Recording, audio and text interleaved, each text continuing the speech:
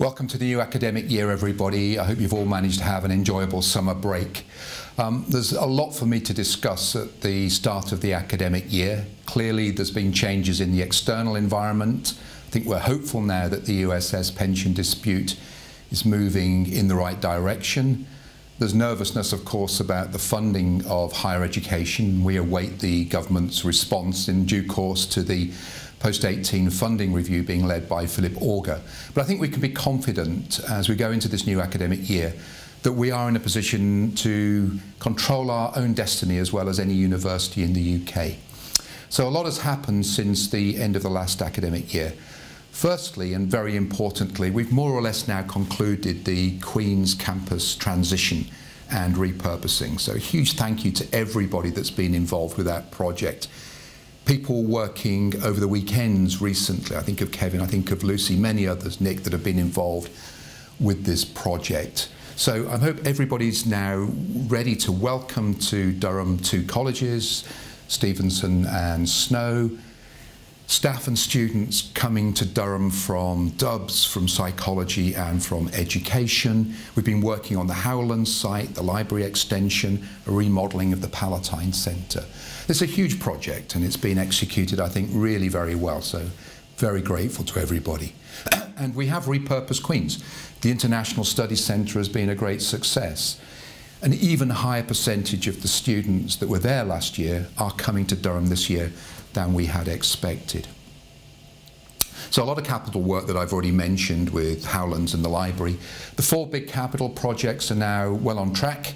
Thinking of Maiden Castle, if you come down the Stockton Road, you'll see the development there. That will be ready, the new Sports and Wellbeing Park, in a year's time, less than a year's time. The same for the Centre of Teaching and Learning, opposite the Ogden Centre for Fundamental Physics. Maths and Computer Science has now been through planning at the County Council. That will open in 2 years' time.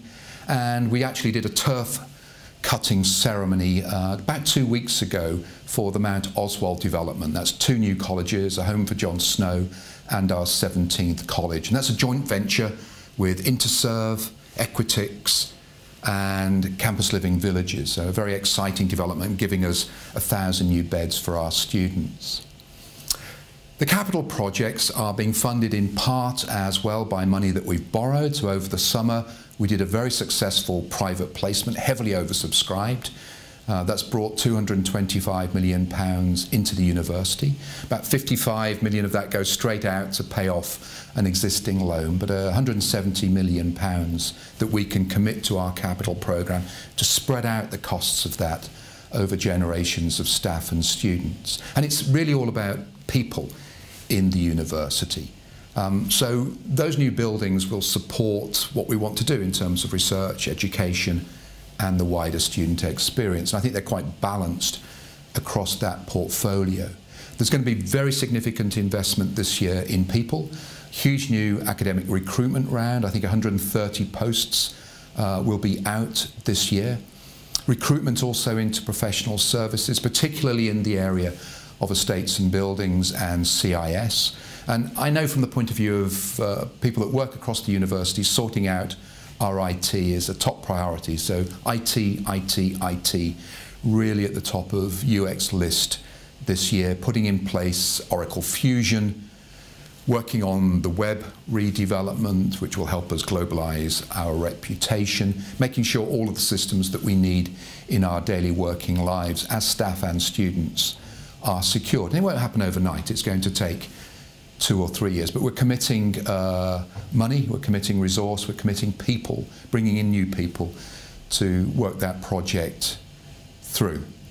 Some other things that we'll be doing this year, job families work, curriculum reform, I think is the big project for academics. The London base will be set up, a modest initial base for Durham in London should be sorted out by the end of this term, and then Claire O'Malley's global strategy overall for the university.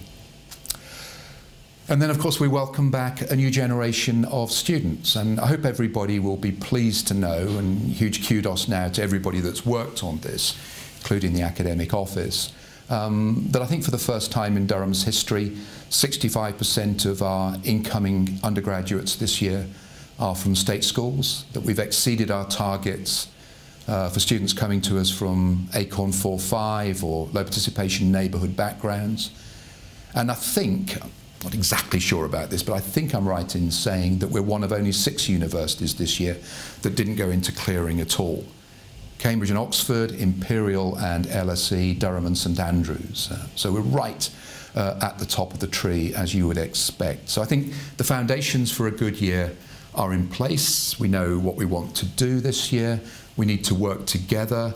But I think we're in a good position to deal with whatever external shocks we might be in for. And of course, we'll be working with other universities to make sure that those shocks, hopefully, are not too sudden and not too difficult for higher education. So again, a huge thank you to everybody that's contributed over what was anything but a dead August. This was a very active August for the university, and I hope you have a very good academic year. Thank you.